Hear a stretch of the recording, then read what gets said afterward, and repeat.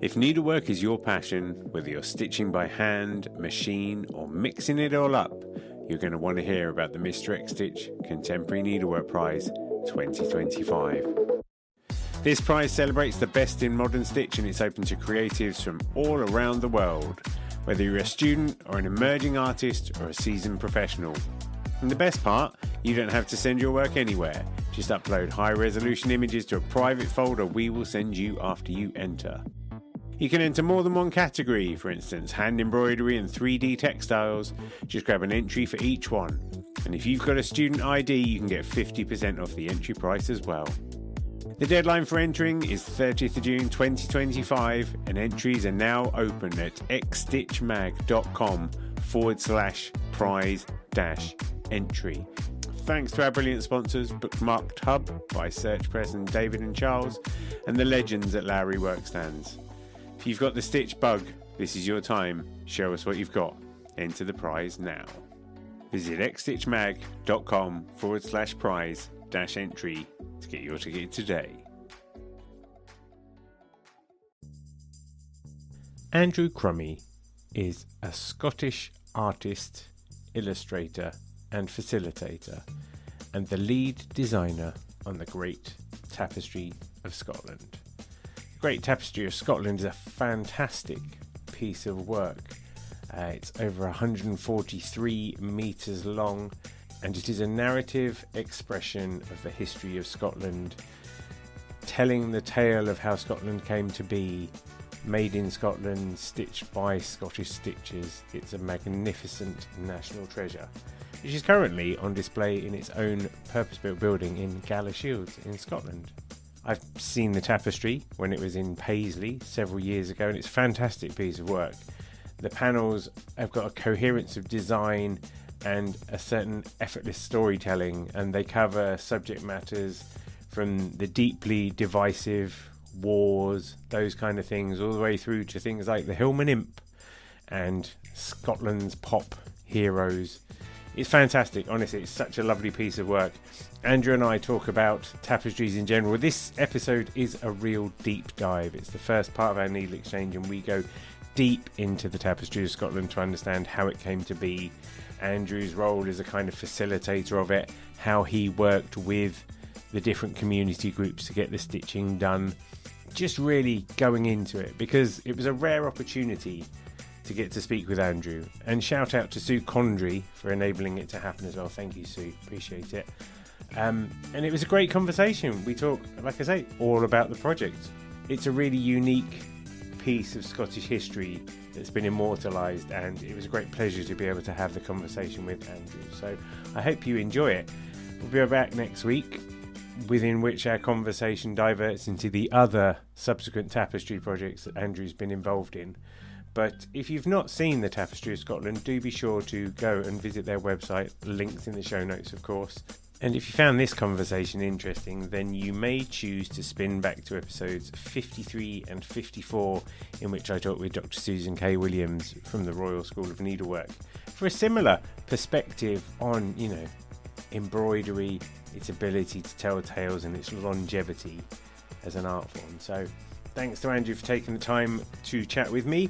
Thank you to you for listening to this show. And if you have the opportunity to leave a review on your favourite podcasting platform, I would be very grateful. As I say, I'll be back next week with the second part of the conversation with Andrew. So until then, enjoy the show. Why don't we start talking about that book? Because that's a good place to start. And then you can tell me, if you don't have like another favourite book or whatever. But that sounds like quite a good book, because do you feel like if there's a book about a tapestry, there's part of you that's contractually obliged to read it now? Yeah, I know. I've listened to. I've read Claire Hunter's books about tapestries. Mm-hmm. They're really interesting, and I have got books about the Bayeux Tapestry, and the latest one, as you say, is the Tapestry of Time by Kate Hartfield, which I thought was a really interesting premise, because it states that the Bayeux Tapestry was in fact created by clairvoyants, and they were telling the future. It wasn't stitched after the Battle of Hastings, it was stitched before, by Queen Matilda, which I thought was a really interesting idea. And I thought, gosh, all the stitchers I'm involved in, they are all predicting the future of things, and that they're all full of wisdom, etc. So I thought it was a great read, and I just thought it was the thing about the tapestries I'm involved in. What really attracts a lot of people to them is the idea of secret messages, personal stories, hidden messages, which goes back to Mary Queen of Scots as well, who was Scotland's greatest embroiderer, and she in her Marion hangings. There's lots of messages there about her personal life and everything. So I think that part of tapestries is really interesting. Yeah, because there's a few like men with their bits out and stuff in the Bayeux Tapestry, isn't it? There are these little subversive moments dotted here and there, aren't there? Yeah, but there is, and there isn't that many women stitched in the Bayeux Tapestry as well. But I think there's more dogs than there is women stitched in the Bayeux Tapestry. I have to say the Bayeux Tapestry is a fantastic piece of work, and it's probably the inspiration behind a lot of tapestries. So I do find it so endlessly interesting, and but I did like the Tapestry of Time book. I thought it was a really interesting way of looking at it. Whether it's true or not, I don't know, but it's a good starting point. Because there is it Claire Hunter's book? Is that called like Threads Through Time or something like that? But she opens with going to visit the Bayeux Tapestry, doesn't she? And she's very kind of descriptive. Yeah. Have you seen it? But the Bayeux Tapestry? Probably No, I haven't seen the replica in Reading. But I mean, I'm really I'm really familiar with it, because it is sort of an inspirational work of art, if you're creating. Mainly because it confuses, as the statement most people say is, why do you keep calling your embroideries tapestries and they're not their embroideries? Yeah. So I always have to refer them back to the Bayeux Tapestry because it's from the French and it's from the word tapis. And it's about storytelling as well. It's not necessarily just about stitching. It's about the tapestry of life. It's telling stories. It's not just physical. But most people associate tapestries with woven tapestries. So, again, it's a really interesting dilemma. But that is the most asked question of all the tapestries I get. And you get people quite angry about it as well. And talks, and they're sitting there with a bit of paper, and they're fuming. They're really angry. And then you do a talk, and at the end of it, people ask questions, and the person puts their hand up and says, and then they say, why is this a tapestry when it's an embroidery? And then you have to sort of tell that story again. So, but that's part of it. I had Dr. Susan K. Williams on a NeedleXChange not that long ago, and we had a long conversation about tapestries. It did explain that. I'll put that link in the show notes, obviously. But she was also talking about the fact that tapestries, it was almost like a utility more than a piece of art in some ways. It kind of transgressed those two things, wasn't it? Because it was about kind of keeping houses warm and all those kind of things. Yeah. And then somewhere down the line, it just became this aesthetic piece of work as well. Yeah. I mean, I think Wolf Hall's on the television at the moment, and they've got rooms decorated in the time. And these posh houses from Tudor times have all got tapestries in them, but they were all across the doors to keep the room warm. That was his primary function. But the tapestries I'm involved don't go over doors or anything like that. They're not to keep warm. It's to tell a story, really, and to celebrate embroidery and the amount of amazing stitchers that I've met is incredible. There's so many talented people out there doing this type of art form. So it's a real privilege to work with so many of these stitchers. So let's talk about magnum opus. Makes it sound like you're done, like it's the greatest piece of work ever. But I mean, the Great Tapestry of Scotland. Am I right in thinking it's the world's longest tapestry? No, I don't think it's it's one of the longest. I think there's a Kleesman tapestry in South Africa which is really long. Might be the Great Tapestry, might be longer, but it's 105 43 meters long, with 160 panels in it. So involves 1,000 stitchers plus a lot more. And yeah, it's a giant piece of work. So. Would you tell us the story of it? Imagine people who have not heard of this thing. And I mean, I've been to see it, so I'm like humbled and amazed, and I know what an amazing piece of work it is. Imagine nobody knows what the Great Tapestry of Scotland is. You must have this. Yeah, well, the Great Tapestry of Scotland tells the history of Scotland from the very beginning of when the first bit of rock appeared round about the Falkland Isles billions of years ago, to the opening of the Scottish Parliament just at the turn of the century. That's what it's covering, and the historian Alistair Muffet wrote a narrative for it.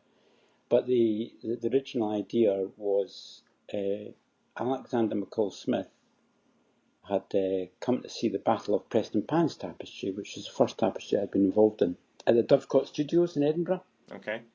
They're a fantastic woven tapestry centre, but it's an amazing place to visit. And we had the Battle of Prestonpans tapestry, and Alexander McCall Smith came in one afternoon to see the Battle of Prestonpans tapestry, and he was just so taken aback by it. It was a complete surprise to him, because he saw people there engaging with the embroidery, but also they were learning a bit about the history of Scotland.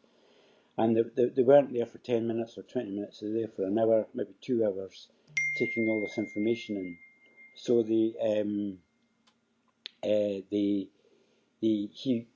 phoned me up 2 days later, and he said to me, would you consider doing the history of Scotland as an embroidery? And for me, I thought, that's a bit of a leap from a 17-minute battle to the complete history. Yeah, right. But then I thought about it, and I thought, well, my mum ran a community arts organisation in Edinburgh called the Creagmore Festival Society, and I thought, if my mum can organise 28,000 people, I'm probably well placed to be able to do a tapestry, probably involve thousands of people, and have this big story to tell.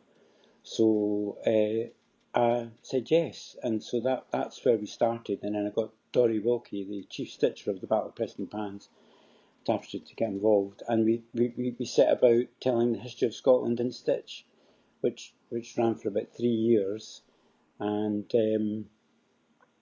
we met thousands of people. We had lots of meetings. I was drawing all the time, working with stitchers, adding panels all the time. Alistair had just given us a sort of a narrative of about 70 elements of Scotland's history, but as we went through the project, it just got bigger and bigger and bigger, and so by 3 years later, when we opened in the Scottish Parliament, we had this 143 metre long artwork in the Scottish Parliament, and it was the 3rd of September 2013, and we had no idea what was going to happen. But within the first week, and almost within the first day, we were getting 5,000 visitors a day to come and see this. It was like, it took 2 hours. You had to queue for 2 hours to get in to see this tapestry, and the Scottish Parliament, it's the most popular exhibition they've ever had in the Scottish Parliament, and they had to bring the police in to cut it down to 2,000 people a day. So it just made an instant hit, and it just made this massive impact. And then it started to tour around various places, and I think that's where you saw it. Yeah, Paisley. Did you see it on Paisley? Yeah. And it was everywhere we went was the same. Just lots of people turning up. And they were learning about the history of Scotland, but also really enjoying the skill of the stitchers. So that started a big journey for me. And then about, if you fast forward to 2021, we opened. We had a £7 million building opened, bespoke building that houses the Great Tapestry of Scotland in Galashiels now, and again that's sort of is now beginning to prove popular, and it's like a lot of people keep coming and they're all sort of in awe of it because it's so huge. But also there's this really nice building you can visit, have a coffee, and etc. etc.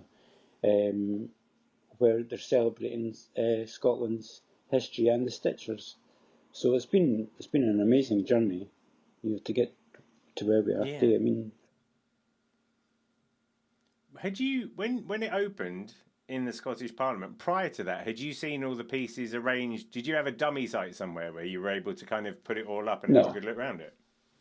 No, well, we had them all in the hub where Dory had a group of stitchers who helped her to bring it all together, so like to get them ready for exhibition and to get them all ready for this grand opening. But it was never laid out in full. It was only on the Sunday before it opened on the Monday that it was the first time that we all saw all linked together up exhibited. So nobody had any. I had the best idea because I knew the structure of it. I'd drawn most of it out, so I knew I designed a scheme. I developed this way of working where everything would lock in to create a single artwork, though it was stitched by thousands of people. So I had an idea, but nobody really had any idea what it was going to look like when you put it all together. And Alistair Moffat hadn't seen it, and he sort of wept when he saw it because he couldn't believe how beautiful it was. Because it's the stitching, it's the love, it's the care, it's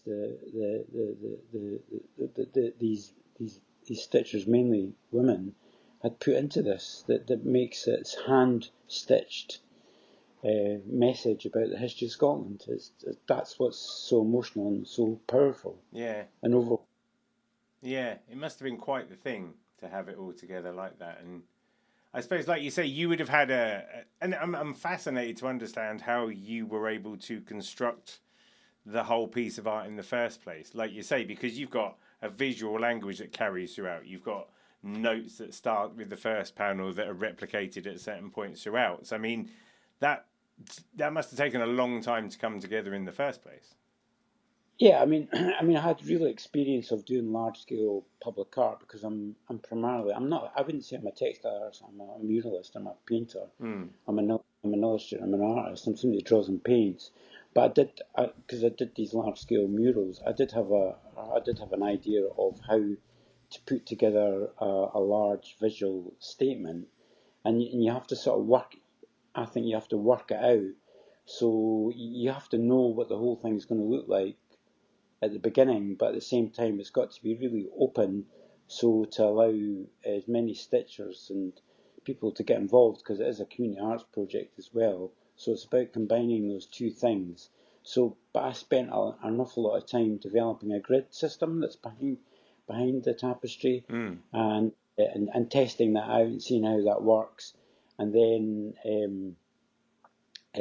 but working it out where everything's going to go, where the main images are going to go, where's all the additional when they all want to add their own story, where can they put it, and so has a sort of cohesion to it. It visually makes it easier for people to read. It was all about legibility. So if you're involving a lot of people in an artwork, everybody naturally wants to go in different directions.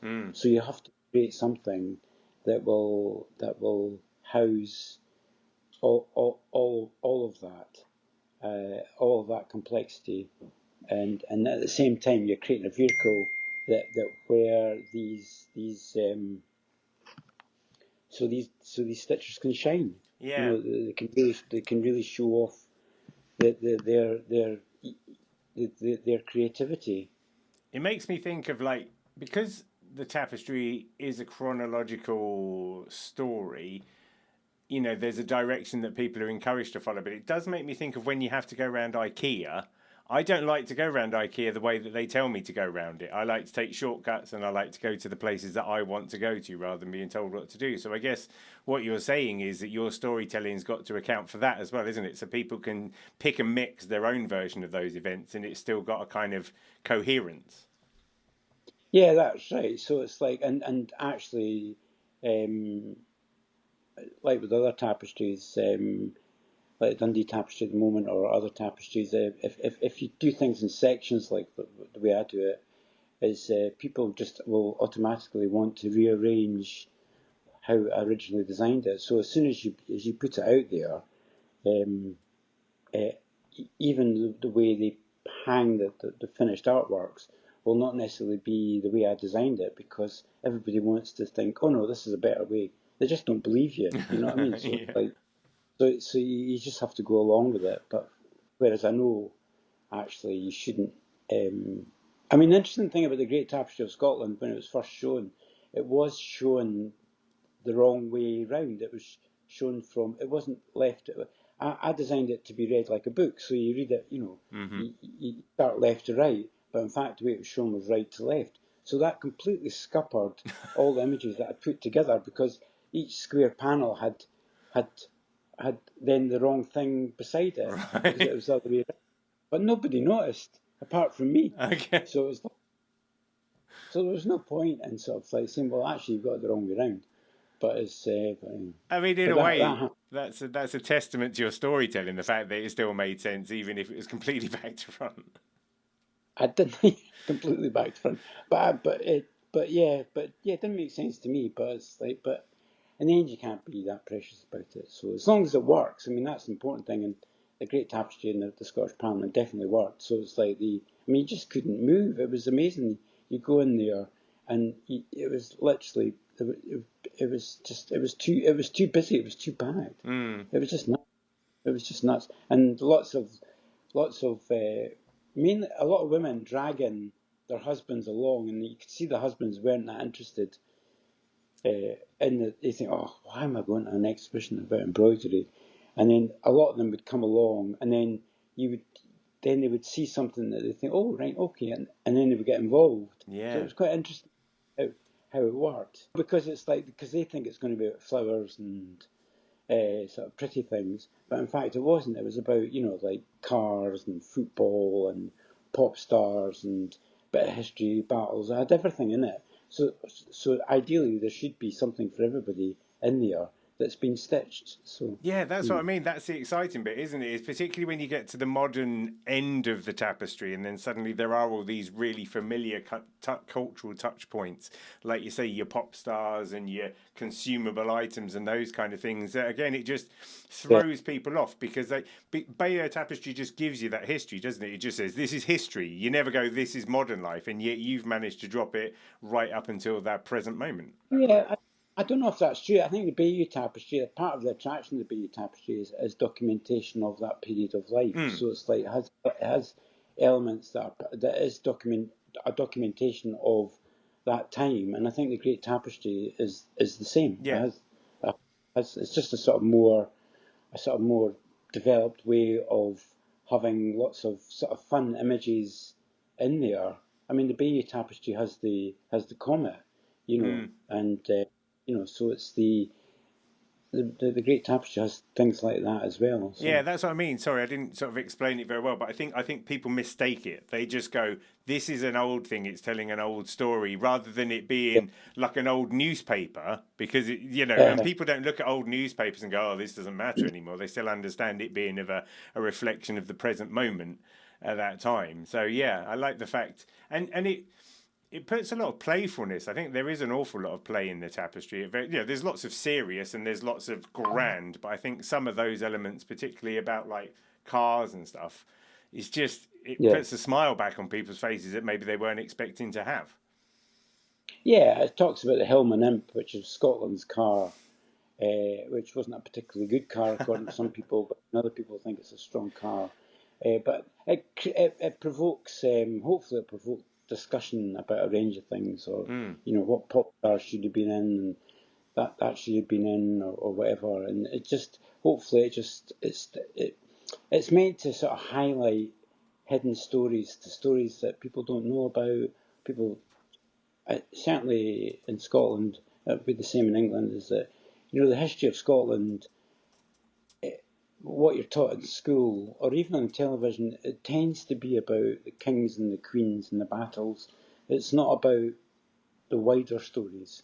So a lot of stories have got lost, particularly women's stories, and hopefully the Great Tapestry of Scotland is a step in the right direction of beginning to open up to tell those stories. There's a lot of history there that isn't actually sort of out there, Yeah, and do you think that, like you say, because anywhere that you go where you see the history of a place, people I think have to have creative ways of presenting that history, because otherwise people just get a little bit bored by it.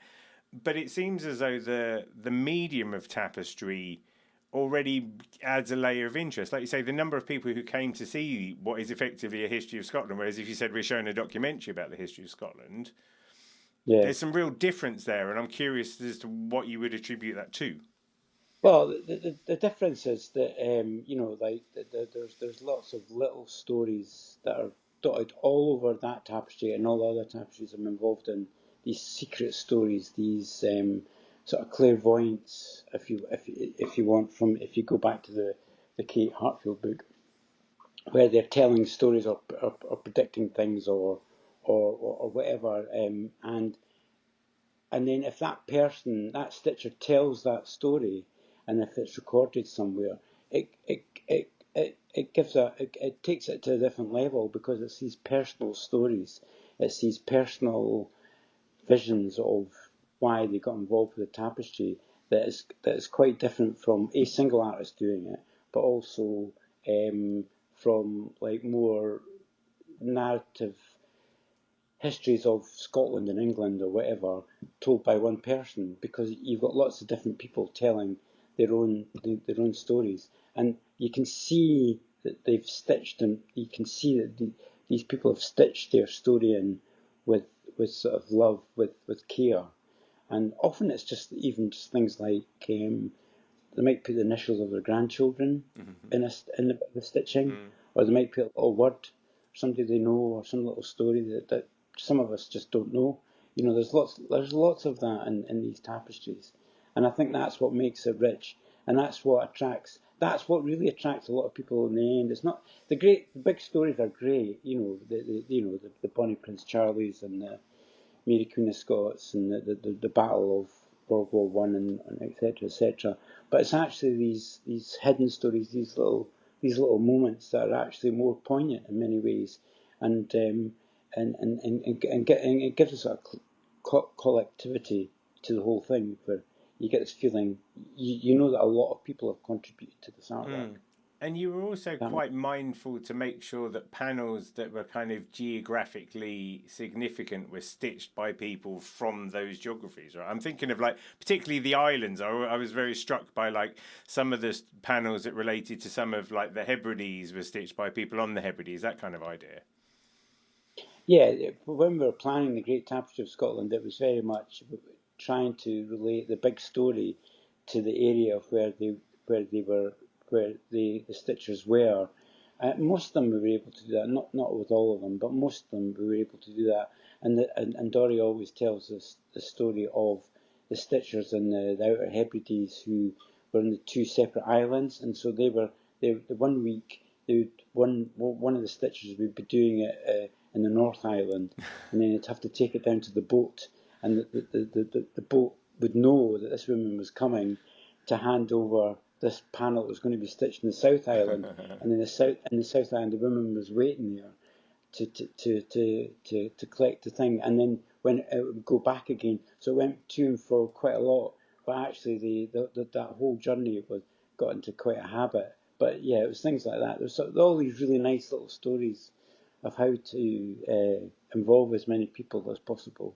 Yeah, I used to go to the Outer Hebrides back when I had a day job working for children's charity, and I got to go and visit one of the tweed factories, and they sort of told the story about, how it's still woven in people's houses and then kind of brought together and all of those kind of things. And I love those kind of like it's it's just holding on to a way that things aren't done anymore, and you can understand why things aren't done anymore, but the charm of that kind of connection and it going across on a boat, like that's gold dust days. Yeah, it's gold dust, but I mean, but I don't know if it, a lot of people say, oh, stitching's, embroidery is dying and that sort of thing. But actually, I think the opposite. I think an awful lot of people really enjoy embroidery. A lot of that. I mean, the craft market is a big, big market. There's lots of people out there who want to do interesting things with stitch or applique or make their yarn or whatever. There's a lot of interest in that, and it's sort of again the sort of hidden communities that, in a way, are not celebrated enough in certainly in the UK, because it's not seen as, I think, as a sort of a really proper art form in a way. Do you know what I mean? It's sort of it's slightly sort of downgraded, but actually it's massive, and there's a lot of very, very talented people out there who want to show their potential. And when you get these tapestries come along, hopefully it can help to celebrate this art form and these people. What I've found from my experience, I've done a couple of, I kind of call them like craft revision projects, but I mean, I did a project with the National Trust where people were invited to cross stitch baubles, and they were going to be put onto a 20-foot high Christmas tree. And I think in the end, we got something like 600 baubles from around the world. And I did another project with a charity called Concern Worldwide, and it was called Stitch for Syria. And we had this like little design that was like a Syrian, almost Yeah. like a fairly geometric shape. And I think we had over 2,000 people participate in that because they could stitch it in whatever colour they want. And what I've realised is people love stitching, and sometimes if you give people a good reason to do some stitching, then Yeah. they will jump at the chance and they will kind of give it their all. And I think yours is a perfect example of that. Like, what could be better for someone from Scotland to be stitching something that will remain a historical artifact for like potentially centuries?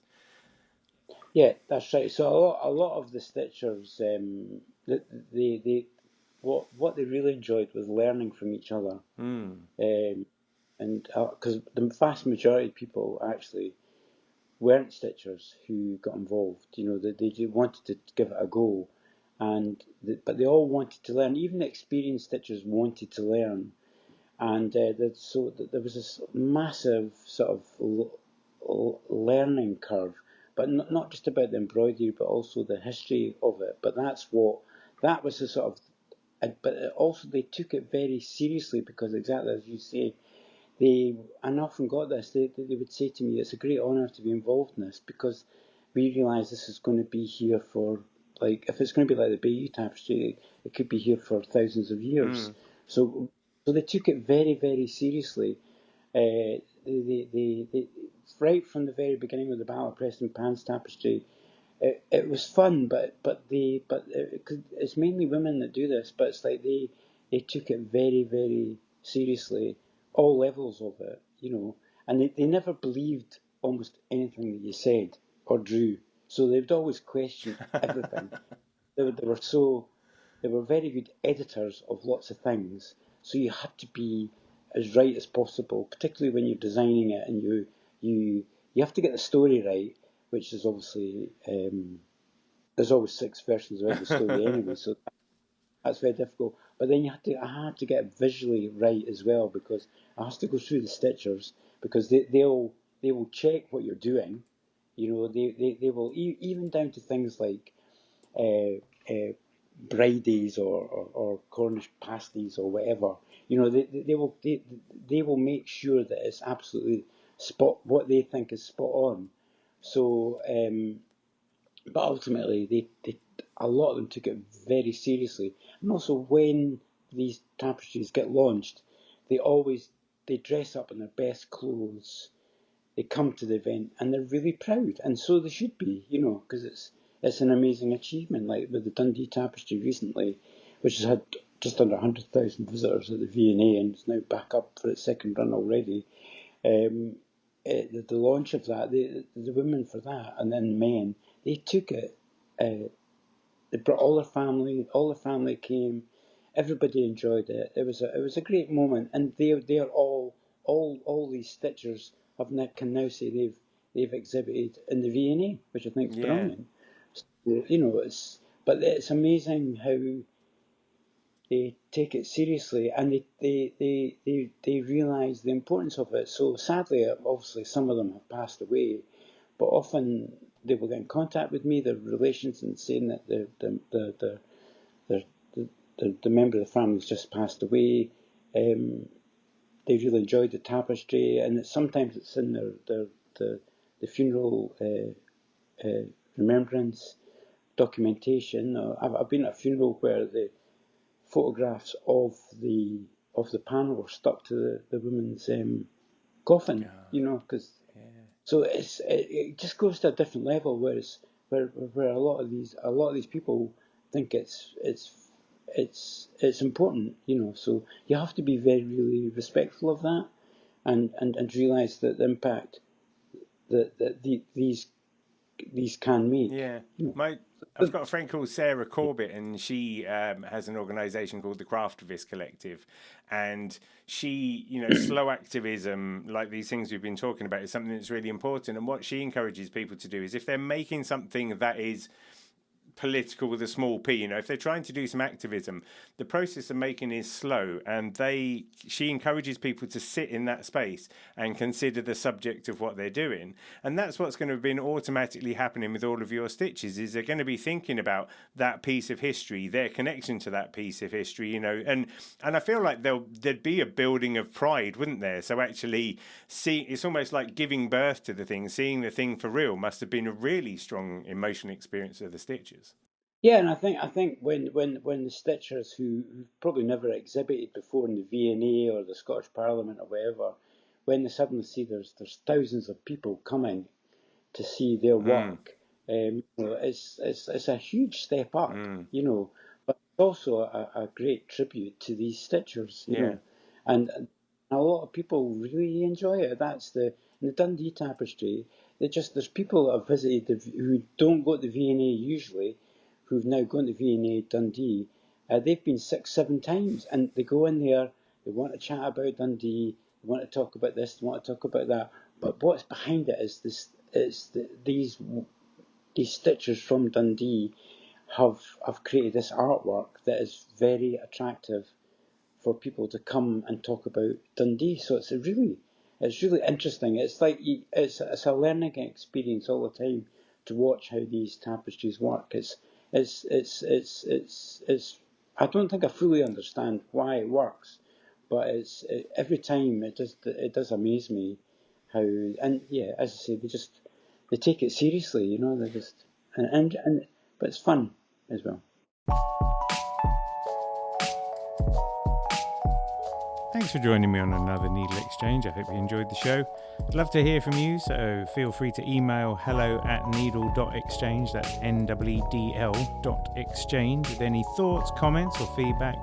And if you want to keep up with all the news, sign up to the Needle Exchange mailing list at bit.ly/needleexchange. See you next time.